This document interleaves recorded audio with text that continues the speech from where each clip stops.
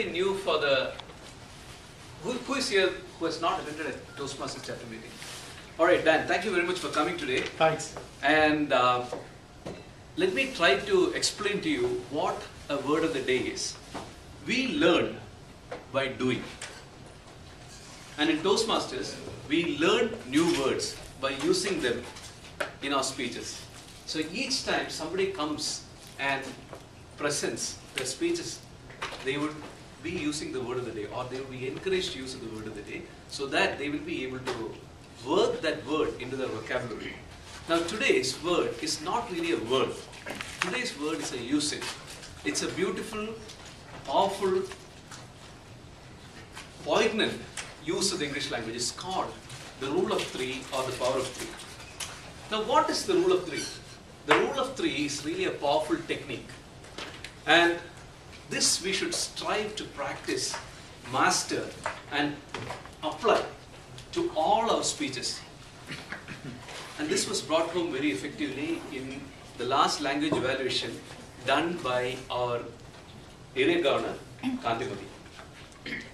So what do we do when we use the word when we use the rule of three? We express concepts completely, we emphasize the main idea, and enhance the memorability of our speech, or that particular theme. How many of you have taken the training program, Think on Your Feet?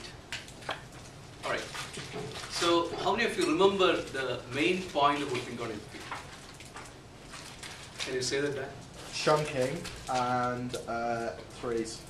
Chunk, peg, think in threes. So when you chunk your ideas, you peg them to something, maybe it's a timeline, and then you think in threes. There should be three things. Now why again? Why should you do that? The reason being memorability, importance, emphasis. So this is the reason why you do that. Now if you look around us, right, there are a lot of threes. Practicing Christians will know this.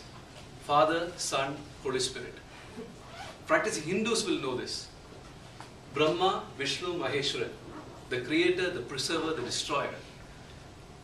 In politics, we see many examples. For example, executive, legislature, judiciary in all the democracies that we know around us. Liberty, fraternity, equality from the French Revolution. Liberty, life, liberty and pursuit of happiness from the American Constitution. Famous speeches and passages from history and literature are made much more powerful, intense and memorable by the use of the rule of threes. For example, Veni, Vidi, Vici. Can anyone say where this is from? Right. Julius Caesar. So, I came, I saw, I conquered. Right?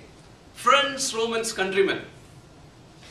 This was Brutus when he is trying to justify the brutal murder of Julius Caesar.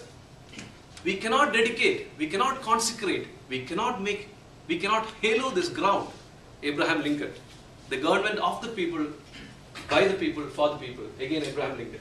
Duty, honor, country. General MacArthur at a West Point speech, trying to inspire the cadets to do their best for their country. We must pick ourselves up, dust ourselves off, and begin again the work of remaking America. One of the most impressive public speakers that I have encountered in the last few years is Barack Obama. And this was his inaugural speech where he said this: we must pick ourselves up, dust ourselves off, and begin again the work of remaking America. Beautiful. It was so memorable. It struck my heart when I watched this on YouTube. Nearer home, I could use threes as follows. Prabin is an incredible, incomparable, indubitable person. Or closer to truth would be, Mother Teresa had courage, conviction and compassion in equal measures. Right?